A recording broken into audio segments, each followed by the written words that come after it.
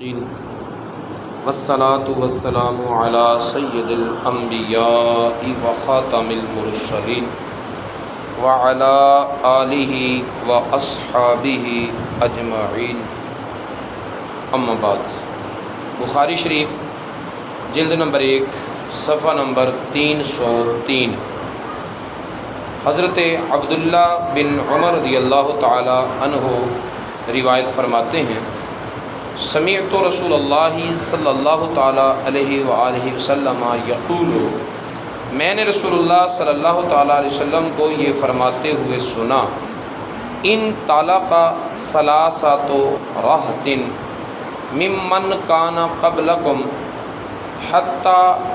آووا المبیت الی غار فدخلوہ، تم سے پہلی قوموں میں تعلق رکھنے والے 3 شخص تھے جو سفر پر نکلے ہوئے تھے، سفر کر رہے تھے، جنگل کا سفر تھا، رات گزارنے کے لیے وہ ایک غار میں داخل ہو گئے۔ فانحدرت صخرۃ من الجبل فسدت علیہم الغار، تو پہاڑ کی چٹان سے، بالائی سے ایک چٹان، بہت بڑا پتھر سرکا گرا اور اس غار کے منہ پر آ کے رک گیا، غار کا منہ بند کر دیا۔ فقالوا انہ لا ینجیکم من ہذہ الصخرۃ الا ان تدعوا اللہ بصالح اعمالکم، آپس میں غور و فکر کیا، مشاورت کی، اور بات اس نقطے پہ آ کے رکی کہ اس مصیبت سے، اس چٹان سے کوئی نجات نہیں دے سکتا سوائے اس کے کہ تم اپنے اپنے نیک اعمال کا وسیلہ دے کر اللہ کی بارگاہ میں دعا کرو۔ اس سے یہ پتہ چلتا ہے کہ جب نجات کی کوئی صورت نہ ہو، جب امید کے سارے راستے بند ہو چکے ہوں، اس وقت بھی ایک راستہ کھلا ہوتا ہے، اور وہ اللہ سے دعا کرنے کا راستہ، وہ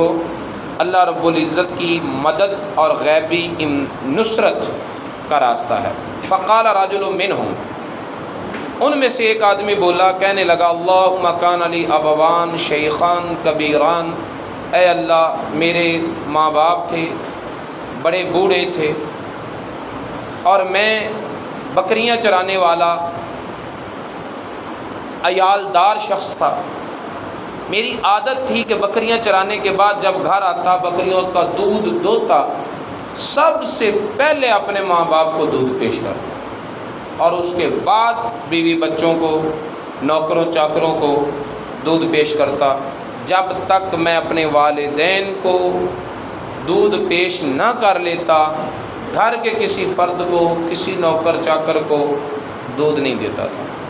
ایک دن بکریاں چرانے میں، چراتے چراتے بکریوں کا چارہ تلاش کرتے کرتے دور نکل گیا، پھر واپس آتے آتے رات ہو گئی۔ جب میں واپس آیا، دودھ دوہا، فوجدتہما نائمین، تو میں نے اپنے والدین کو سوئے ہوئے پایا، میرے والدین سو چکے تھے۔ فکرہت ان اغبق قبلہما اہلا و مالا،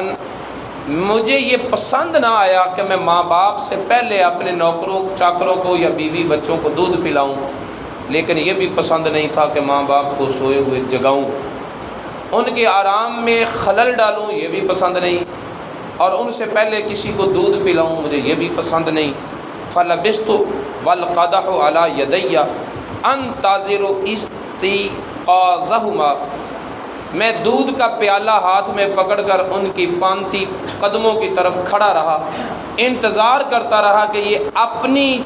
نیند پوری کرنے کے ساتھ خود بخود کب بیدار ہوتے ہیں۔ حتی برق الفجر، صبح فجر کا وقت ہو گیا، ساری رات دودھ کا پیالہ لے کر والدین کے قدموں میں کھڑا رہا۔ اور یہ حدیث پیچھے بھی گزری ہے صفحہ نمبر 294 پر، اس میں یہ لفظ بھی تھے کہ میرے بچے جو تھے وہ بھوک کی وجہ سے میری ٹانگوں کے ساتھ لپٹے ہوئے روتے رہے، لیکن میں نے اپنے بچوں کو والدین سے پہلے دودھ پلانا پسند نہ کیا، یہاں تک کہ وہ خود بیدار ہوئے، فشاربا غبوقہما، اپنے حصے کا انہوں نے دودھ پیا۔ وہ ایک رات میں نے والدین کی خدمت میں کھڑے کھڑے بیوی بچوں سے بے نیاز ہو کر تیری بارگاہ میں گزاری ہے، اللہم ان کنت فعلت ذلک ابتغاء وجہک ففرج عنا ما نحن فیہ من ہذہ الصخرہ، اے اللہ اگر تو وہ کام میں نے خالصتاً تیری رضا کے لیے ہی کیا تھا تو پھر اس چٹان کی وجہ سے ہم جس مصیبت میں گر گئے ہیں تو ہمیں اس مصیبت سے نجات عطا فرما۔ وہ چٹان جو تینوں آدمیوں کے باہمی زور لگانے سے سرکی تک نہیں تھی، دعا کرنے کی وجہ سے وہ لڑک گئی۔ دعا کے اندر طاقت قوت بازو سے کئی گنا زیادہ ہوتی ہے۔ فن فرجت شیئا لا یستطیعون الخروج، وہ لڑک گئی لیکن اتنا بھی راستہ نہیں بنا تھا کہ یہ اس غار سے باہر نکل سکتے۔ رسول اللہ صلی اللہ علیہ وسلم نے فرمایا کہ پھر دوسرا شخص آگے بڑھا، وہ دعا کرنے لگا، کہنے لگا اللہم کانت لی بنت عم کانت احب الناس الی، اے اللہ میرے چچا کی ایک بیٹی تھی جو مجھے سب سے زیادہ محبوب تھی، میں نے اس کا ارادہ کیا تو اس نے منع کر دیا، حتی علمت بہا سنۃ من السنین، یہاں تک کہ ایک قحط کا سال آیا اور اس قحط کے سال نے اس میرے چچا کی لڑکی کو اتنا مجبور کر دیا، فجاءتنی، وہ میرے پاس آئی پیسے لینے کے لیے، مدد لینے کے لیے، فاعطیتها 20 و100 دینار علی ان تخلی بینی و بین نفسها، میں نے 120 دینار اس شرط پر دیے کہ وہ مجھے تنہائی میں ملے۔ تو اس نے میری لگائی ہوئی شرط کے مطابق اپنا وعدہ پورا کیا، تنہائی میں وہ مجھے ملنے آئی، حتی اذا قدرت علیہا، یہاں تک کہ جب میں نے اس پر پوری قدرت پا لی اور گناہ سے کوئی روکنے والا نہیں تھا، مجھے کوئی رکاوٹ نہیں تھی، قالت، وہ لڑکی بولی، کہنے لگی لا احل لک ان تفض الخاتم الا بحقہ، میری مجبوری مجھے تیرے پاس لے آئی ہے لیکن یہ کام حلال نہیں ہے جو تو کرنے لگا، یہ جائز کام نہیں ہے تیرے لیے، جائز نہیں، حلال نہیں کہ تو اس مہر کو اس کے حق کے بغیر توڑے۔ جب اس نے یہ بات کی فتحرجت من الوقوع علیہا، تو میں نے اس سے اجتناب کیا، اس سے الگ ہو گیا، فانصرفت عنہا، اس سے پیچھے ہٹ گیا، وہی احب الناس الیہ، اس کے اس جملے کی وجہ سے میرے دل میں اس کی نفرت نہیں آئی، میرے دل سے اس کی محبت ختم نہیں ہوئی تھی کہ اس کے اس جملے نے مجھے غصہ دلا دیا کہ اپنا کام بھی نکال لیا، اب باتیں بھی سناتی ہے، یہ وجہ نہیں تھی۔ جتنی پیاری وہ مجھے پہلے لگتی تھی اتنی پیاری مجھے اب لگتی تھی، لیکن جب اس نے حلال حرام کی بات کی تو مجھے تجھ سے حیا آ گئی۔ اے اللہ میں تجھ سے حیا کرتے ہوئے تیرے ڈر کی وجہ سے میں اس سے الگ ہو گیا، وَتَرَكْتُ الذَّهَبَ الَّذِي أَعْطَيْتُهَا، جو سونا میں نے اسے دیا تھا، دینار سونے کے سکے کو کہتے ہیں، 120 دینار یعنی 120 ٹکیاں سونے کی میں نے اسے جو دی تھی وہ پھر میں نے اس سے واپس نہیں لی، اس لیے کہ اس نے 120 دینار کے بدلے میں اپنا وعدہ تو پورا کر دیا تھا، اب جو میں اس سے پیچھے ہٹا ہوں تو اس لیے نہیں کہ اس کی طرف سے کوئی بے وفائی تھی، بلکہ میں اس لیے پیچھے ہٹا کہ مجھے تجھ سے شرم آ گئی تھی، تیرا حیا میرے دل میں آ گیا، تیرا ڈر اور خوف میرے دل میں آ گیا۔ اللہم ان کنت فعلت ذلک ابتغاء وجہک، اے اللہ اگر یہ کام میں نے گناہ سے رکنے کا والا، یہ ہمت و عزم والا کام میں نے تیری رضا کی خاطر کیا تھا نا، فافرج عنا ما نحن فیہ، جس مصیبت میں ہم گر گئے نا اس مصیبت سے ہمیں نکال دے۔ فانفرجت الصخرۃ غیر انہم لا یستطیعون الخروج منها، وہ چٹان اور لڑک گئی، لیکن ابھی بھی اتنا راستہ نہیں بنا تھا کہ وہ اس غار سے باہر نکل آ سکتے۔ تیسرا آدمی آگے بڑھا، قال النبی صلی اللہ علیہ وسلم، نبی پاک صلی اللہ علیہ وسلم نے فرمایا، وقال الثالث، تیسرے نے کہا، اللہم استأجرت اجراء فاعطیتهم اجرهم غیر رجل واحد، یا اللہ میں نے مزدوری پر کچھ لوگوں کو رکھا اور ان سے دن بھر کام کروایا، سارا دن کام کرنے کے بعد جب وہ کام سے فارغ ہوئے تو میں نے سارے مزدوروں کو ان کی طے شدہ مزدوری دے دی، لیکن ایک بندہ ایسا تھا ترک الذی لہ، جو اپنا حق چھوڑ کر چلا گیا، وذهب، چلا گیا۔ پھر میں نے کیا کیا، فثمرت اجرہ حتی کثرت منہ الاموال، تو میں نے اس کے حصے کی مزدوری سے کام شروع کر دیا، اپنے کاروبار میں اسے ساتھ ملا لیا اور اس کا حساب کتاب الگ رکھا۔ وہ مال بڑھتا گیا یہاں تک کہ اس سے بکریاں، گائے، اونٹ، اونٹنیاں، چرواہے، بہت سارا اضافہ ہو گیا اس مزدوری سے آنے والی بچت میں۔ پھر کیا ہوا، پھر ایک دن وہ شخص آ گیا، فجاءنی بعد حین، ایک عرصہ گزرنے کے بعد وہ بندہ واپس میرے پاس آیا، کہنے لگا، یا عبد اللہ ادی الی اجری، اللہ کے بندے میری اجرت مجھے دے۔ جب اس نے اپنی مزدوری مجھ سے مانگی تو میں نے اسے کہا، کل ما ترى من اجرک من الابل والبقر والغنم والرقیق، یہ جو غلام ہیں، یہ جو اونٹنیاں ہیں، یہ جو گائے ہیں، بکریاں ہیں، ان کو چرانے والے چرواہے ہیں، سارے تیرے ہیں، تیری مزدوری ہے۔ فقال یا عبد اللہ لا تستہزئ بی، وہ کہنے لگا، اللہ کے بندے میرے ساتھ اتنا بڑا مذاق کر رہے ہو، ایک دن میں نے مزدوری کی، اس ایک دن کی مزدوری جو تیس تھی وہ تو تھوڑی سی رقم تھی، تو اتنا بڑا مال مجھے دکھا رہا ہے اور کہتا ہے یہ تیری مزدوری ہے۔ میں نے اسے کہا، انی لا استہزئ بک، میں تیرے ساتھ مذاق نہیں کر رہا۔ فاخذ کلہ فاستاقہ ولم یترک منہ شیئا، جب میں نے اسے داستان سنائی اور بتایا کہ میں نے تیرے حصے کی مزدوری سے کام کیا، اس سے پرافٹ ہوئی، پھر اسے کام لگایا، اس سے بھی پرافٹ ہوئی، بڑھتے بڑھتے اتنا سارا مال ہو گیا، تو کہتے اس نے سارے کا سارا مال لیا، ایک بکری کی رسی بھی میرے لیے نہیں چھوڑی، ایک بکری کی رسی بھی میرے لیے نہیں چھوڑی، سارے کا سارا مال لیا اور ہانک کر لے گیا۔ میں نے اس کا راستہ بھی نہیں روکا کہ ایک دن تو نے مزدوری کی تھی تو کتنے سال مجھے تیرے مال کی حفاظت کرتے ہوئے اور اس سے کاروبار چلاتے ہوئے لگ گیا، کوئی تو حصہ میرا بھی بنتا ہے، میرا حصہ تو مجھے دیتا جا۔ کوئی بات نہیں کی، وہ لے گیا، میں نے کہا لے جا۔ اللہم فإن كنت فعلت ذلك ابتغاء وجهك فافرج عنا ما نحن فيه،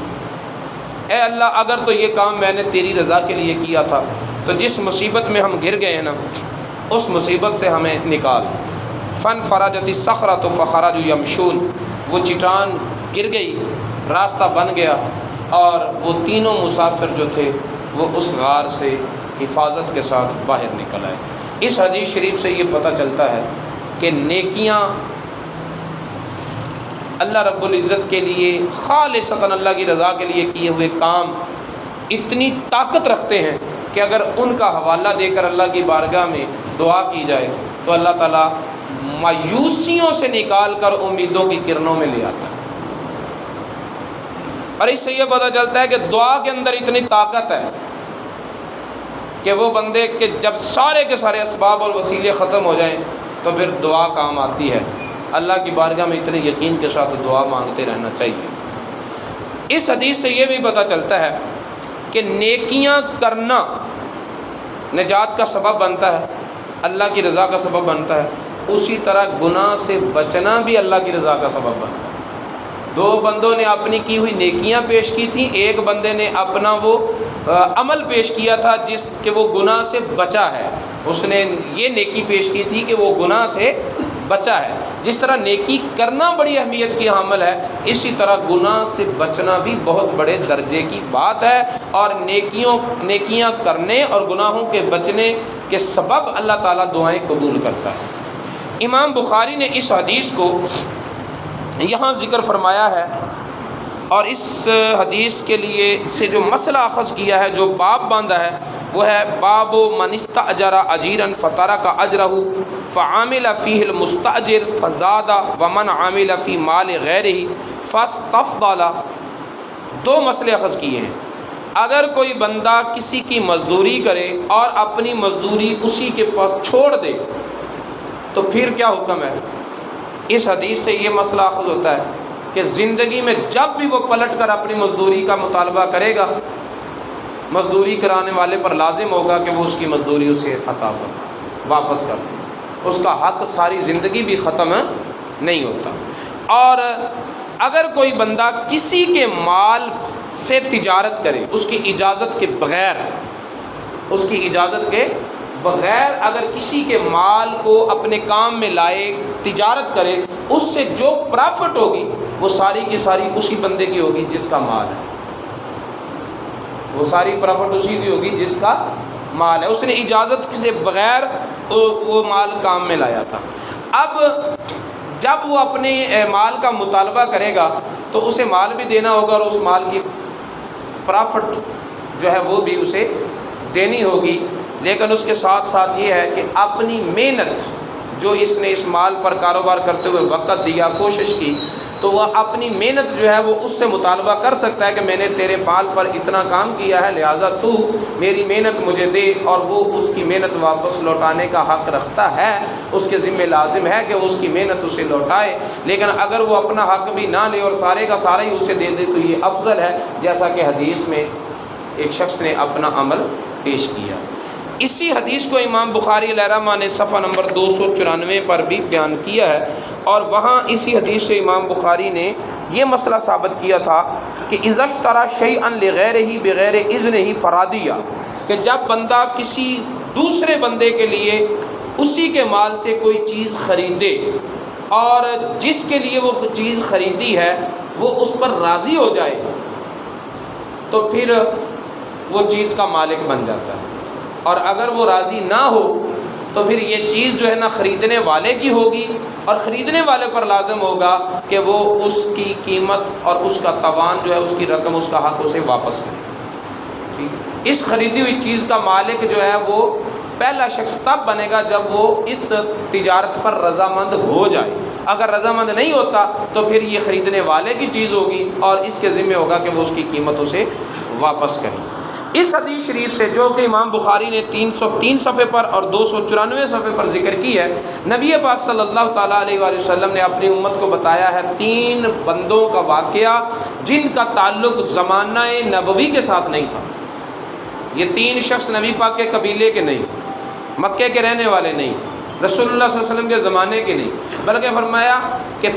ممن کان قبلکم، یہ تم سے پہلے گزرے ہوئے لوگوں میں سے 3 لوگ تھے۔ وہ تم سے پہلے گزرے ہوئے لوگ کون؟ سال پہلے کے، 200 سال پہلے کے، 400 سال پہلے کے، 1000 سال پہلے کے، کس نبی کی امت سے تعلق رکھتے ہیں؟ کوئی تاریخ کی کتاب رسول اللہ نے پڑھی؟ آپ تو امی ہیں، آپ نے تو کچھ نہیں پڑھا۔ آپ کو کسی نے اگر بتایا؟ رسول اللہ صلی اللہ علیہ وسلم نے تو کوئی سفر ہی نہیں کیے کہ کہیں سے جا کر کسی سے سن لیا ہو۔ نبی پاک نے یہ بھی نہیں کہا کہ مجھے جبریل امین نے اگر بتایا، نہ قرآن میں ان کا ذکر ہے۔ پھر بھی رسول اللہ صلی اللہ علیہ وسلم گزرے ہوئے زمانے میں ہونے والے واقعات، وہ 3 بندے تھے۔ پہلے بندے نے کیا دعا کی، دوسرے نے کیا دعا کی، تیسرے نے دعا کیا کی، اور ہر ایک کی دعا پر وہ چٹان کتنی سرکی، میرے نبی پاک صلی اللہ علیہ وسلم نے ساری تفصیل بتائی۔ اگر اس کو غیب کا علم نہیں کہتے تو کیا کہیں؟ اگر یہ غیب کا علم نہیں ہے تو اور غیب کا علم کسے کہیں گے؟ تو رسول اللہ صلی اللہ علیہ وسلم کی اس حدیث سے یہ بھی پتہ چل گیا کہ اللہ رب العزت نے میرے نبی کو اولین آخرین کے علوم کا جامع بنا کر بھیجا۔ وہ پہلے گزرے ہوئے جو لوگ تھے، اگرچہ رسول اللہ صلی اللہ علیہ وسلم کی امت بنتے ہیں کیونکہ آپ تو جہانوں کے نبی ہیں، لیکن بظاہر وہ دوسرے نبیوں کے امتی ہیں، اور نبی پاک کے امتی وہ ہیں جو آپ کے اعلان نبوت کے بعد لوگ آئے اور قیامت تک آئیں گے اور آپ کا کلمہ پڑھیں گے۔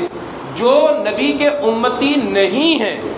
رسول اللہ صلی اللہ علیہ وسلم ان کے حالات جانتے بھی ہیں، صحابہ کے سامنے بیان بھی کرتے ہیں۔ تو جن لوگوں نے رسول اللہ کا کلمہ پڑھا ہے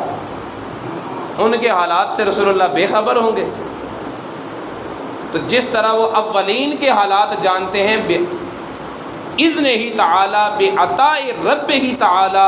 وہ قیامت تک ہونے والے تمام پیدا ہونے والے لوگوں کے حالات کو بھی تفصیل جانتے ہیں اللہ کی عطا سے۔ تو اس حدیث سے دعا کی فضیلت بھی معلوم ہوئی، نیک اعمال کے درجات بھی معلوم ہوئے، کچھ فقہی مسائل کا علم بھی ہوا، لیکن اس کے ساتھ ساتھ اہل سنت کے عقیدے کی وضاحت بھی ہوئی کہ میرے نبی کو اللہ تعالیٰ نے اولین و آخرین کے تمام علوم عطا فرمائے ہیں۔ اللہ رب العزت کی بارگاہ میں دعا ہے کہ وہ ہمیں نبی پاک صلی اللہ علیہ وسلم کی تعلیمات کو سیکھنے اور ان پر عمل پیرا ہونے کی